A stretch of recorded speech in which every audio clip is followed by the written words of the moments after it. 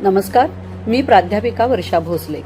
देवेंद्र फडणवीसांना राजकारणातून संपवा, भाजपचा एकही आमदार विधानसभेला निवडून येणार नाही असे पहा, असं विधान माझे बंधू मनोजदादा जरांगे पाटील यांनी नुकतंच केलंय।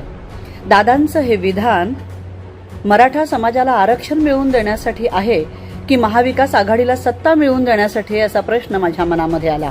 मराठा समाजाला वर्षानुवर्ष गृहीत धरलं गेलंय। या महाराष्ट्रात अनेक मराठा समाजाचे नेते झाले, पण त्यांनी कधीही मराठा समाजाला आरक्षण मिळावं म्हणून खऱ्या अर्थानं प्रयत्न केले नाहीत। शरद पवारांनी तर कायम मराठा समाजाला आरक्षण मिळणं शक्य नाही अशीच विधानं केली, आणि आज जरांगे दादांच्या आडून मात्र मराठा समाजाचा पुळका असल्याचा आव शरदचंद्र पवार साहेब आणत आहेत।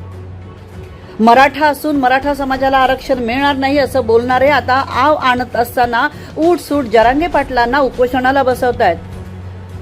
महाराष्ट्राचे उपमुख्यमंत्री सन्माननीय देवेंद्रजी फडणवीस यांच्यावरती टीका केली जाते। काय खेळ मांडून ठेवलाय का मनोजदादा आपण मराठा समाजाचा? अहो, मराठ्यांची भाषा रांगडी आहे, पण अर्वाच्य आणि अश्लील निश्चित नाही। आपण मराठ्यांचे नेते आहात तर मराठ्यांची मान गर्वाने ताठ राहील अशीच आपली भाषा असली पाहिजे। सत्ताधारी पक्षाने महाराष्ट्रातल्या सगळ्या विरोधी पक्ष आणि सत्ताधारी अशा दोन्ही पक्षातल्या मराठा नेत्यांची बैठक लावली, त्यावेळेस आपण यांना का गेला नाहीत आणि ते जाण्यासाठी प्रवृत्त केलं नाहीत, हाही माझा आपल्याला प्रश्न आहे। मराठा समाजाच्या आडून देवेंद्र फडणवीस यांच्यावर अर्वाच्य भाषेत टीका करण्याचा विडा आपण घेतलाय। तुमची ही कृती न समजण्यात की महाराष्ट्रातला मराठा समाज आता मूर्ख नाही, हे लक्षात घ्या जरांगे दादा।